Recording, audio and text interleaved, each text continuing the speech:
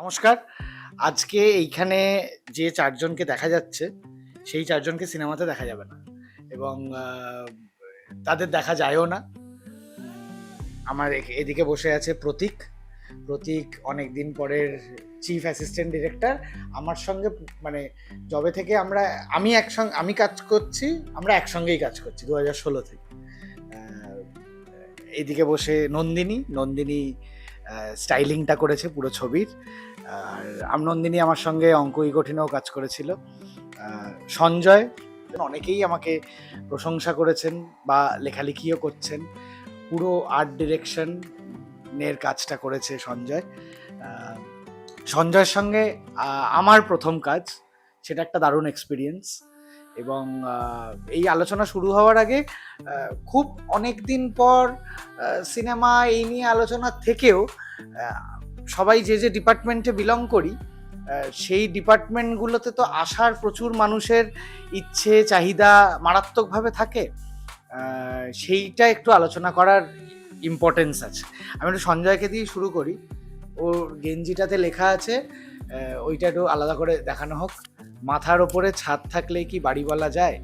এটা আমাদের ছবির একটি লাইন। আমরা যা যা লেখা আছে সবই ছবির লাইনগুলো। ও এইটা একই রকম লেখা। হ্যাঁ, আমার আর নন্দিনীরটা সেম, এমন ভাবে ভুলবি যেন সবটা মনে থাকে।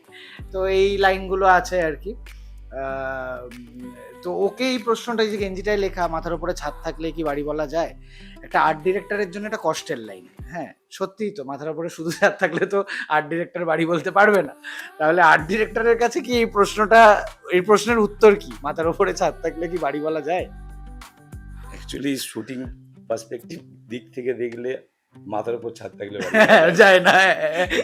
তো সেক্ষেত্রে মানে 4টে দেওয়াল, প্রতীকদা একটু আগে বলছিল ফোর্থ ওয়াল লাগবে। সেই ফোর্থ ওয়ালটা আমরা মানে বাড়ি বানানোর কাজে ইউজ করি। তো সেক্ষেত্রে ছাদ থাকলে বাড়ি নেই, ছাদ থাকলে বাড়ি বলা যাবে না। ছবির একটা বড় অংশ জুড়ে ওই যেখানে বিমল আর চিত্রাঙ্গদা এসে দেখা করে, যে চায়ের দোকানটা, আমরা যে জায়গাটা লোকেট করেছিলাম, একটা ফাঁকা স্পেস ছিল, কিচ্ছু ছিল না। এবং ফাঁকা মানে ফাঁকা যাকে বলে, আমরা শুধু একটা গাছকে লোকেট করে যে ওখানে আমরা একটা চায়ের দোকান করব। আমার মনে আছে কোন একদিন সন্ধেবেলা ওই পাড়ায় চা আছে কিনা খোঁজ করতে এসেছিল, যে চা পাওয়া যাবে। হ্যাঁ, সন্ধেবেলা পাড়ার লোকজন চা কিনতে এসেছিল, নতুন দোকান হয়েছে ওখানে। কিন্তু এই চায়ের দোকানটা যে ছিল না, চায়ের দোকানটা গড়ে উঠেছে, সেটাতে হয়তো সঞ্জয় ক্রেডিটই পেল না। কারণ সঞ্জয়ের লোকের মনে হলো এটা তো সঞ্জয় কিছু করেনি, এটা একটা চায়ের দোকান, সেখানে গিয়ে করেছে। সেইটাই কি প্রাইজ, সেইটাই অ্যাচিভমেন্ট বলতে গেলে সেটা ফার্স্ট অফ অল তোমার কাছ থেকেই অ্যাচিভমেন্টটা পেয়েছি, যেটা ভিজুয়ালি আমরা ভেবে এসেছিলাম যে এরম ধরনের লুক, এরম ধরনের ফিল, একটা ফাঁকা স্পেস, এমটি স্পেস। তো সেটা নিয়ে পরিকল্পনা চলছিল এবং কাজ করতে করতে তোমার সাথেও কথা হয়েছে, কি লুক হবে, কিরম ফিল হবে, তার উইন্ডো কিরম হবে, কালার সেশন কি হবে। ডিরেক্টরের সাথে আবার ডিওপির সাথেও কথা বলেছিলাম। তো অ্যাকচুয়ালি লাস্ট টাইমে যখন আমি গেলাম ওখানে লোকেশন দেখলাম, দিয়ে আমাদের যে সাজেশনগুলো ছিল সেগুলোকে ফুলফিল করতে পেরে আমি স্যাটিসফ্যাকশন। যেখানে তুমি গল্প অনুযায়ী তুমি আমাকে একটা স্পেস দিয়েছিলে, যেটা আমি ওটা করতে পেরেছি। এটা এখন পাবলিক কিভাবে নেবে, তোমরা কিভাবে নেবে, সেটা আমার বলার বিষয় একটাই, যে জিনিসটা স্বতঃস্ফূর্তভাবে এখন তৈরি হয়েছে, এটা লোকের কাছে এখন রিয়েলিস্টিক লাগে।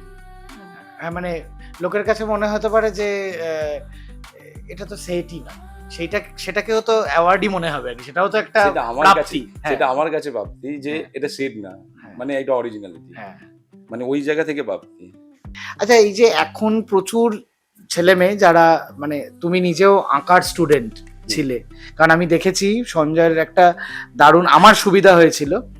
সঞ্জয় অনেকেই আছে খুব ওই কি বলে গ্রাফিক্যালি বানিয়ে প্রেজেন্ট করে, মানে আলোচনা করার জন্য।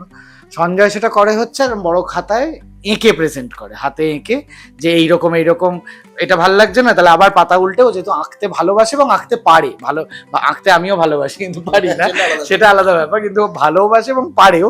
তো এঁকে বোঝায়, তো এঁকে বোঝানোর একটা চট করে মনে হতে পারে এখন যারা নতুনরা কাজ করতে আসছে বা শিখতে আসছে, যে এইটা বোধহয় খুব ওল্ড স্কুল একটা জিনিস, এটার মানে নতুনের সঙ্গে তাল মেলাতে তাহলে বোধহয় খুব খামতি থেকে যাবে। এটা কি তুমি মনে করো যে হয়তো 3D গ্রাফিক্স করে না দেখিয়ে এঁকে বোঝালে বেটার, নাকি এটা সত্যি একটু ওল্ড স্কুল হয়ে যাচ্ছে? এআই তেই পুরোটা দেখে হ্যাঁ। নিতে এটাই হচ্ছে। নতুন প্রজন্মের ক্ষেত্রে না তাদেরকে একটু ব্যাকডেটেড করে দিচ্ছে, পেছনে ঠেলে দিচ্ছে। কোনটা? ওই প্রম্পট করে এআই থেকে নেওয়া, মানে আমার চিন্তা শক্তিটাকে নিচে করে দিচ্ছে। অকেজো করছে। কারণ আমি যেটা ভাবছি সেটা আমি প্রম্পট করছি, পেয়ে যাচ্ছি, তাহলে আমার ক্রিয়েটিভিটির জায়গাটাই সেখানে নেই। আমি হয়তো দুখানা স্কেচ করলাম বা 3টে স্টোরি অনুযায়ী স্কেচ করলাম, স্কেচ করার পর লুক অ্যান্ড ফিলটা কি হবে এখন যেটা বর্তমানে চাইছে সেটা আমি পেয়ে যাচ্ছি, কিন্তু সেই লুক অ্যান্ড ফিলটা আগে ক্রিয়েট করতে হবে আমাকে নিজে। আমি প্রম্পট করেই যদি পেয়ে যাই তাহলে তো আমারই কোনো দরকার নেই, তাহলে এআই এসে করবে। প্রম্পট করে কি পুরোটা পাওয়া যায়? না, প্রম্পট করে পাওয়াও যায়, মানে ঠিকঠাক তুমি যেটা প্রম্পট ভিজুয়ালাইজ করছো সেটা কি প্রম্পট করে পুরোটা পাওয়া যায়? পাওয়া যায়, আচ্ছা, কিন্তু এবার এক্সাক্ট ওটাই। এক্সাক্ট হয় না। প্রথমে সেটাই যেটা আমার আসবে প্রশ্ন। তারপরে তুমি প্রম্পটটাকে আবার ঠিক করবে, তোমার কোন কোন জায়গায় চেঞ্জেস আছে সেই চেঞ্জেস গুলো তুমি আবার লিখে দিলে সেগুলো আসে। কিন্তু আমার ক্ষেত্রে সুবিধা হয়েছে কি, আমি যদি ড্রয়িং করে ওকে দিই ও পড়তে সুবিধা হয়, ওর বুঝতে সুবিধা হয়, সেক্ষেত্রে আমার কাছে 5 মিনিটের মধ্যে সেই জিনিসটা চলে আসে। Correct. আচ্ছা, এইটা তোমার মানে তুমি এত ছবিতে কাজ করছো আর্ট ডিরেক্টর হিসেবে, তোমার মনে হচ্ছে যে এই যে এআই আসার পর একটু মানে একটা কম্পিটিশন তৈরি হচ্ছে, যে এখন প্রায় অনেক ডিরেক্টর, হয়তো আমি জানি, আমি নাম বলছি না, অনেক ডিরেক্টর প্রায় এআইতে প্রম্পট দিয়ে একটা সেট বানিয়ে হাতে ধরিয়ে দিচ্ছে আর্ট ডিরেক্টর, যে আমাকে এটা বানিয়ে দেবে, মানে প্রায় শুধু যেন এক্সিকিউশন করার জন্য। এইটা মনে হচ্ছে এআই এর সাথে একটু আমরা সবাই নানান ফিল্ডেই সমস্যার মধ্যে পড়তে পারি বা পড়ছি। আমার মতে যারা কাজ জানে তারা কোনোদিনই সমস্যা নেই, সবাই এআইটাকে ভুলে গিয়ে নিজের ক্যারিকুলামটাকে ভালোভাবে দেখে। এআই তো আসেই, আর আমরা না থাকলে এআই নেই। তোর চুলটা আরো বড় হয়েছে। হ্যাঁ। হ্যাঁ, একদিকটা তোর বাড়ে না কেন চুলের? কেটে দিই। হ্যাঁ, কেন কেটে দিস? এটা আমার হ্যাঁ? স্টাইল। হ্যাঁ, এটা আমার স্টাইল। তো ও তো স্টাইল করবেই, ও স্টাইলিংটা করে, তাই ও নিজের ওপরেও ওর চুল কাটায় একটা চিরকাল। ওকে আমি সবসময় বলি, হয় তাড়াহুড়ো থাকে পুরোটা শেষ করে উঠতে পারে না, উঠে চলে যায়, আর না হলে ওইখানে খরচা কম করে, হাফ টাকা দেয়, একদিক কাটে একদিক কাটে না। আর যাই হোক, একবার চেষ্টা করিস তো সমানভাবে গোটাটা রাখার, যদি করা যায়। আচ্ছা, তুই এটা বল, অঙ্ক কি কঠিন? একটা রকম কাজ হয়েছে, তারপর অনেকদিন পর, এই দুটোর ক্ষেত্রে তোর ভাবনাগতভাবে আলাদা জায়গা কি ছিল? একটা তো বড় ফ্যাক্টর যে আমরা খুবই ডিফারেন্ট এজ গ্রুপের লোকদের নিয়ে কাজ করেছি। অঙ্ক কি কঠিনে একদম বাচ্চা ছিল, ওদের টেম্পারামেন্টটা একদম আলাদা। এখানে একটু এজ গ্রুপ ছিল যাদের নিয়ে আমরা কাজ করেছি, কারণ আমাদের গল্পটাই একটা ওল্ড এজ হোমের সন্দিক্ষে। বাট এমনি তোমার সাথে কাজ করতে খুবই ডিফারেন্ট কিছু আমার এক্সপিরিয়েন্স হয়নি অঙ্ক কি কঠিন, বা ওটা করাতে বরঞ্চ আরো ইজি হয়েছে, কারণ অনেকটা বুঝে গেছি কিরকম তোমার টেম্পারামেন্ট, কালার প্যালেট সেটা। তো আমাদের এইটার জন্য যেটা মেইন দরকার ছিল, যেরকম ওয়েদার গার্মেন্ট, তোমার সোয়েটার বলো, তাও শীতকালে, যেহেতু আমরা একটা হালকা শীতের গল্প, অ্যাপ্রোচ রেখেছি হ্যাঁ, আর পুরোটা। সব থেকে বেশি পুরোনো দিনের একটু কাজ করা যেরকম গার্মেন্ট আমাদের দরকার ছিল, এবং সেগুলোর হাইজিন মেনটেন করে সেগুলো ইউজ করা। কালার প্যালেটটা দেখে প্রত্যেকটা সেটের সাথে ডিওপি আর্ট সব নিয়ে আমাদের পুরোটার costume colour palette scene wise ধরে ধরে করা। তো খুবই মানে একটা আলাদা অনুভূতি। শঙ্করদা আর তোমার বুদ্ধদার একটা সিন যেটাতে ওরা ঘর থেকে বেরিয়ে যাচ্ছে, মানে ওটা খুবই মানে একটা মানে ধরে রাখার মতো সিন ছিল। তো আর তুই একটা বলতে গিয়ে নিজেই হেসে ফেললি, সেটা হচ্ছে এই রং নিয়ে জ্বালাতনটা যে আমি মারাত্মক করেছি, হ্যাঁ, সেটা অঙ্ক কি কঠিনেও এবং এটাতেও। তো সেইটা ধর মনে মনে গালাগালিগুলো বাদ দে, না, কোনো হ্যাঁ, গালাগালি মানে নেই। সেইটা বাদ দিয়ে সেই অভিজ্ঞতাটা একটু বল। না, তো অঙ্কিত দাও ছিল, হ্যাঁ, তুমি একা না, মানে আমরা খুবই রং নিয়ে খুবই স্পেসিফিক, মানে এটা হ্যাঁ, দরকার। মানে না, কালার প্যালেটটা খুব ইন্টিগ্রাল পার্ট, কারণ কস্টিউম ডিজাইন করবে বা সেটের ক্ষেত্রেও তোমার আমাদের set এর ঘটেছে যে ক্ষেত্রেও। একদম পাই টু পাই এইটা ডিপ হয়ে গেছে বা এটা একটু হালকা হবে, সেটা বারবার ঘটেছে। একদম একদম। এবং ওটা বোধহয় খুব ইম্পর্টেন্ট, এটা খুব important। এবং সেইটা আলটিমেটলি বোধহয় মল্লিকার ঘরে ঘটেছিল এই সেটের কালার নিয়ে, যখন আমরা সেট করছি পি সেট, হ্যাঁ, গ্রিন কালারটা নিয়ে, ঠিক বাইরে, হ্যাঁ, হ্যাঁ, হ্যাঁ, হালকা স্কাই ব্লু কালারটা নিয়ে, হ্যাঁ, ওয়েদার কত হবে, ওর উপরে প্লাস্টিকটা কি কালার হবে, হ্যাঁ। কম্বলটা কি কালার হবে। সবাই সবাইকে কমপ্লিমেন্ট করছি এক একটা কাজে, মানে না হলে তো মনে হবে নন্দিনীর মতন বাড়িতে বসে কাজ করেছে, সঞ্জয়ের মতন কাজ করেছে, আমরা আমাদের মতন শুটিং করেছি, মানে কারোর সঙ্গে কোনো তালমিল থাকবে না।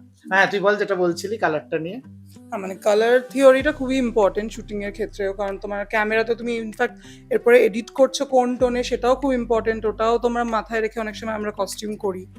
এবং এই টিম ওয়ার্কটা খুব ইম্পর্টেন্ট, যে একজন প্রোডাকশন ডিজাইন তার সাথে আর্ট কস্টিউম একসাথে মানে এবং ডিওপির সাথে বসে ডিরেক্টর কি চাইছে সেটা মাথায় রেখে আমাদের পুরো সেটটা সাজানো, পুরো লুক অ্যান্ড ফিলটা যেরকম সঞ্জয়দা সাজিয়েছে, কস্টিউম আর মানে আর্ট তো একদম ইন্টার রিলেটেড, একদমই আলাদা, মানে আনলেস তুমি চাও যে হ্যাঁ এরকম কন্ট্রাস্টিং চাইছো, হ্যাঁ মানে সেটা তুমি কি ইমোশন স্ট্রাইক করতে চাইছো সেটার উপর ডিপেন্ড করে আমাদের কন্ট্রাস্ট থাকলেও তো ইন্টার রিলেটেড, একদম, সেটাও তো একদম। প্ল্যান না করলে হবে। হ্যাঁ সেটাও তো, ওটাই আমাদের টিম ওয়ার্কটা খুবই ভালো ছিল আমাদের সবার।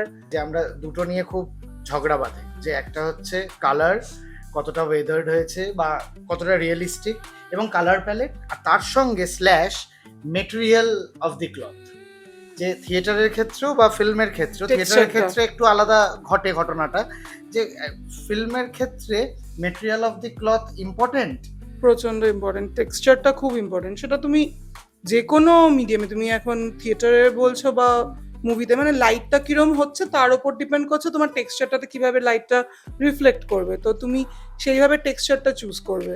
এবং অবশ্য তোমার কিরম এস্থেটিক্স এর চাই, তো যদি অনেক এখন আমি সময় হয় না একটা যাদের পিচ ব্ল্যাক, একদম ডার্ক ব্ল্যাক, এবার সেইটারও অনেকগুলো মেটেরিয়াল হয়। হ্যাঁ আরে এবার- শাইনি মেটেরিয়াল আছে, সিল্কি, একটা তোমার টেক্সচার জুট খাদি এরকমও আছে, কটন আছে, তো কিরকম চাইছি ক্লাসটা দেখাতে সেটাও খুব ইম্পর্টেন্ট টেক্সচার প্লেতে।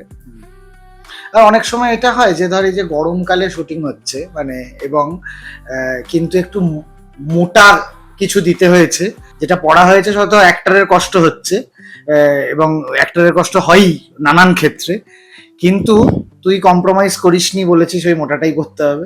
না এরকম হয়েছে, বাট আমরা যেটা করি অ্যাক্টরদের কমফর্টটা দেখে তোমার ওয়ার্ম ক্লোথ যেটা আছে ওটা অনেক সময় ধরে রাখি, তলায় হয়তো পাতলা কিছু পরে আছে, শর্টের আগে আবার ওটা পরিয়ে দিই, বাট এরকম হয়েছে। কিন্তু তুমি বলো যদি এখন আমরা অনেকদিন পরটা একটা গরমকালে, আমি করতাম না, করতামই না, যদি তোমার এরকম সিচুয়েশন দর করে ঘামতে ঘামতে বগল ভেজা সোয়েটার পরে বসে আছে ঘেমে,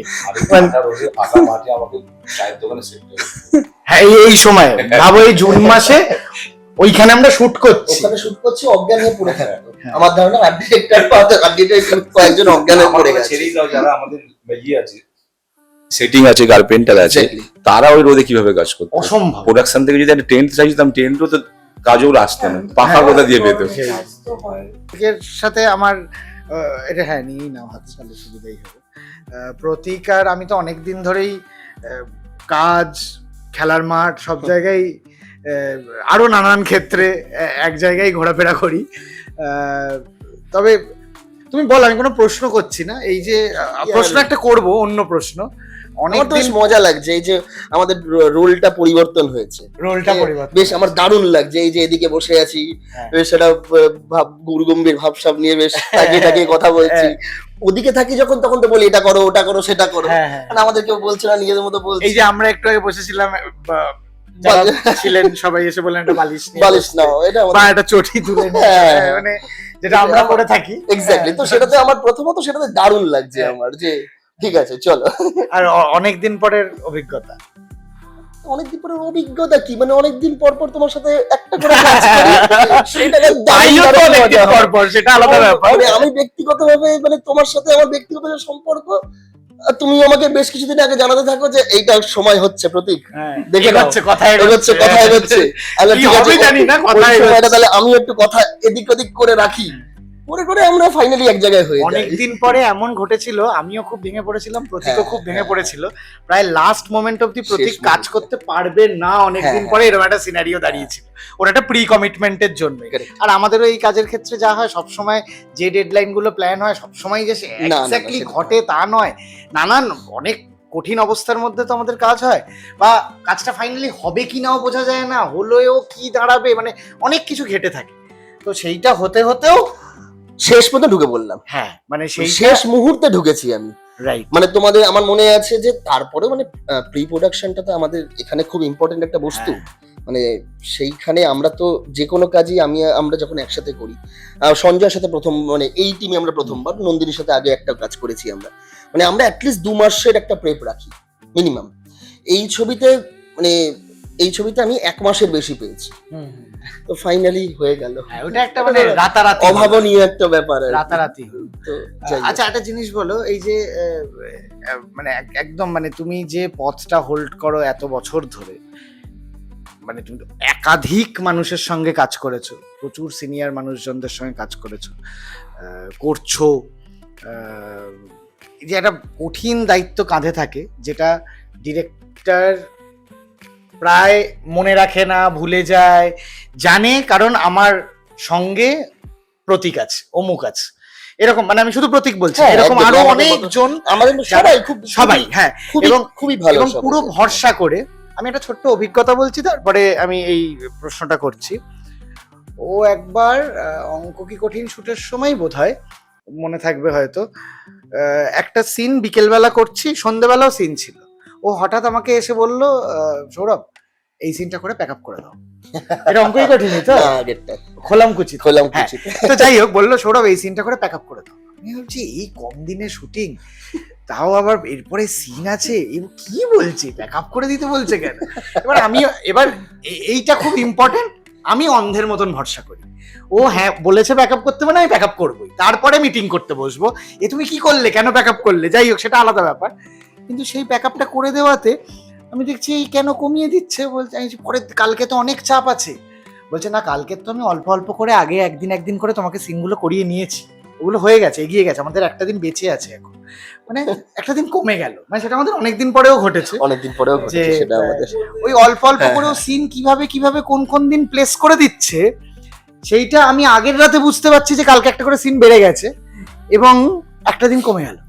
প্রডিউসাররা খুশি হয়, সেটা আলাদা ব্যাপার, যে একটা দিন কমে যাওয়াটা একটা আনন্দের ব্যাপার, সেটা আমরা বোধহয় এটা করিও, প্রতিবারই করেছি, চেষ্টা করি করতে, কখনো ফেল করি, বাজে কথা বলে লাভ নেই, কখনো নিশ্চয়ই ফেল করি, কিন্তু চেষ্টা করি প্রত্যেকটা সময় আর কি এটা রাখতে। তাহলে কি হয়, মানে আমাদের তো প্রথম এবং প্রধান চ্যালেঞ্জ হচ্ছে সময় এবং দিন, এই যে লড়াইটা আমরা লড়ি, মানে আমি অন্য ইন্ডাস্ট্রির সঙ্গে তুলনা করবো না, কারণ আমাদের ইন্ডাস্ট্রি, সবকটা ইন্ডাস্ট্রি তাদের এগুলো মানে পরিকাঠামো আলাদা, তাদের বাজার, তাদের সবকিছু অনেক কিছু আলাদা হয়, কিন্তু আমরা একটা ছবি করতে গেলে এখন মানে এবং সেটা কমছে, দিনের দিন কমছে, সেটা আমরা খুব ভালো করে জানি, মানে এটা দর্শকরা হয়তো বুঝতে পারে না, আমরা বুঝতে পারি।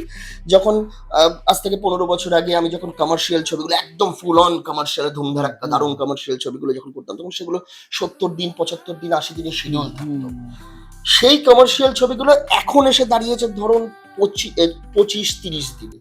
আর আমাদের এই ধরনের সাধারণ গল্প বলার, বাড়ির পাশের গল্প বলার গল্পগুলো, আমি তো সবকটাই তো কমার্শিয়াল ছবি সেই অর্থে বলা উচিত না, সবকটাই কমার্শিয়াল অ্যাসপেক্ট থাকে, যাই হোক। তো এই ধরনের গল্পগুলো যেগুলো একটু কম দিনে শুটিং করা যায়, সেটাও কিন্তু 30-32 দিন শুটিং শিডিউল পাওয়া যেত।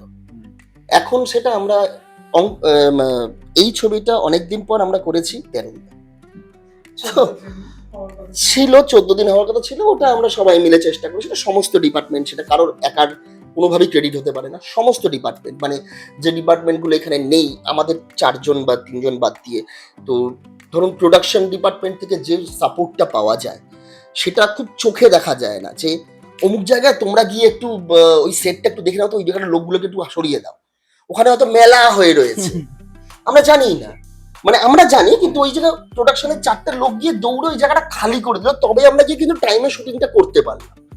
তো এই কোঅর্ডিনেশনটা খুব ইম্পর্টেন্ট। তো এই ডিপার্টমেন্টগুলোর জন্যই সমস্ত ডিপার্টমেন্ট এক জায়গায় হয়ে কাজ করলেই তবে একটা কাজ হয়, তবে এই যে দিন কমার গল্পটা তবেই তৈরি হয়।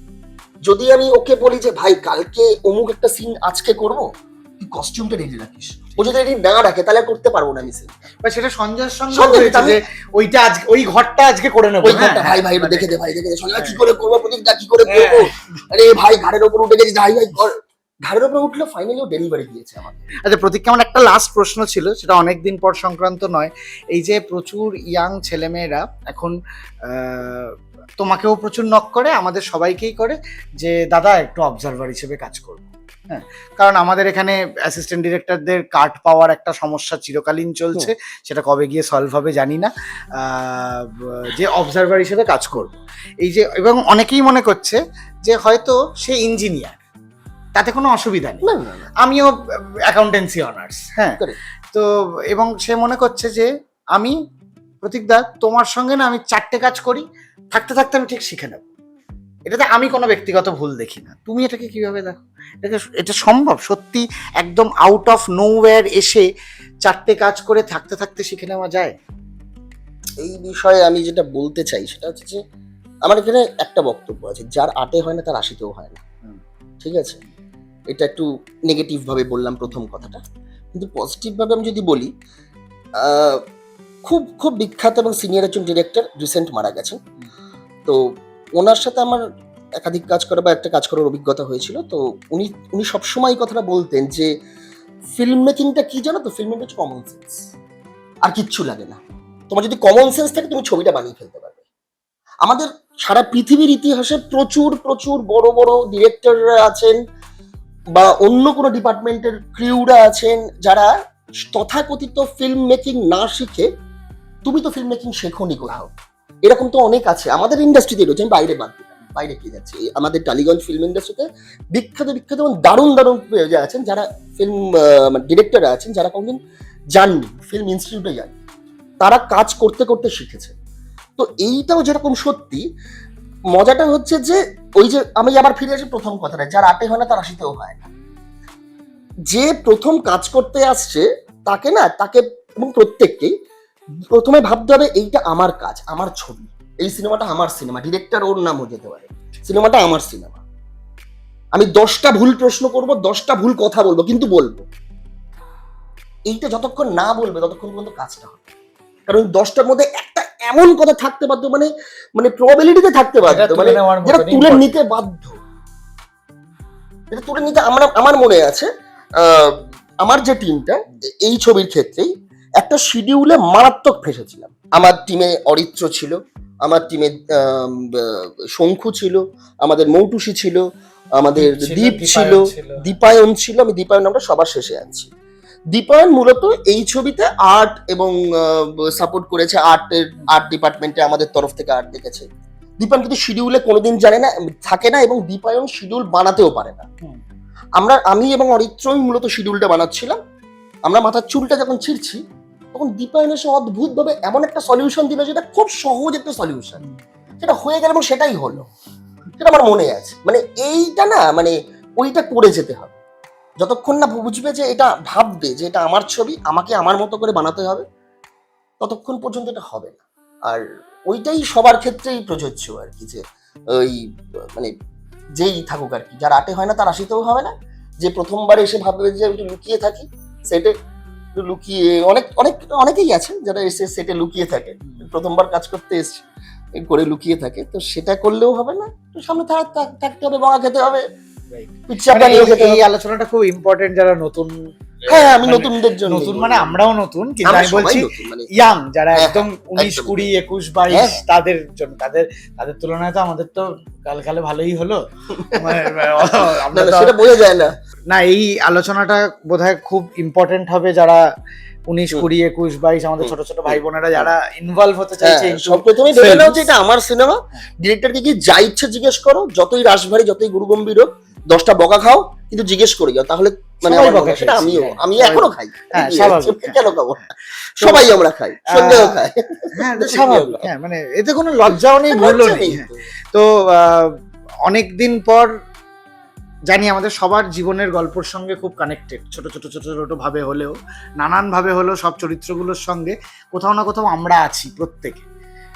ছোট্ট করে কেন দেখবে মানুষ, কেন দেখতে বলবে তুমি অনেকদিন? কারণ খুব প্রয়োজনীয় একটা ছবি এই সময় দাঁড়িয়ে, যে সময়টা আমাদের, যে সম্পর্কগুলো আমাদের হারিয়ে যাচ্ছে, যে সময়টাও হারিয়ে গেছে, এবং একসাথে থাকার যে গল্পটা যেটা হারিয়ে গেছে। আমি নিজে উত্তর কলকাতার যৌথ পরিবারে বড় হওয়া একটি ছেলে, যার জন্য আমার ব্যক্তিগতভাবে মনে হয় যে এই ভ্যালিউসগুলো খুব ইম্পর্টেন্ট। তাই খুব প্রয়োজনীয়, খুব গুরুত্বপূর্ণ একটি ছবি, প্রত্যেকের গিয়ে দেখা উচিত, এবং কেউ ডিসঅ্যাপয়েন্টেড হবে না, এটা ধারণা এবং মানে আশা করি আর কি। That's it.